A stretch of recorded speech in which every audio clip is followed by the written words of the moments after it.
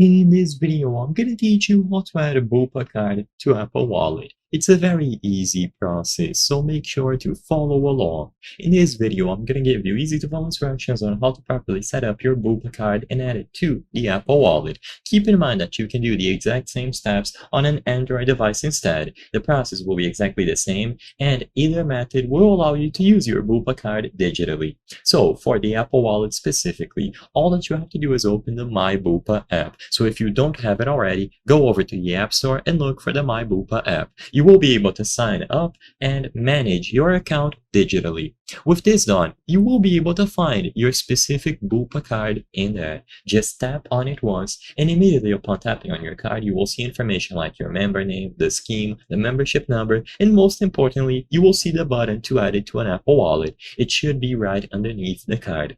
When you tap on that button, you will be redirected into the Apple Wallet with all of the details about your Bupa card automatically filled out.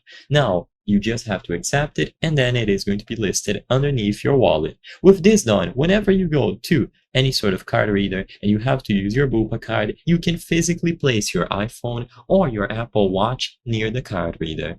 As soon as this is done, the claim should go through and you will have used your Bupa card digitally through the Apple Wallet. You don't have to repeat this manually every single time. As soon as you add it once to the Apple Wallet, it is always going to be registered there. You can manually unpair the card from your Apple Wallet if you wish, but as soon as you do it once, it is going to remain there, and you can always choose your Bupa card from the list of cards registered into the Apple Wallet. Like I mentioned, hold your device near the reader, and if you have multiple members on your card, you will be able to get the specific patient ID by tapping the three dots when viewing the pass or from the My Bupa app.